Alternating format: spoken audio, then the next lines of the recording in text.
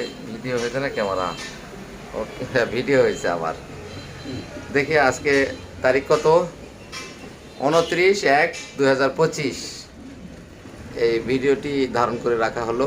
আজকের এই চেহারা আগামী 5 বছর পর কেমন হয়।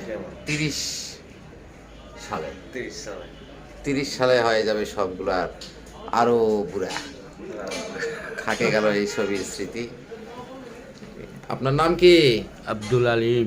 আব্দুল আলিম। বর্তমান বয়স 65 চলতেছে। 65 যদি হয় তাহলে 5 বছর পর হবে 70। 65 বছর বয়সে চুল পাকেনি, মোচও পাকেনি, সামান্য পাকিছে, কলবদারি করেনি।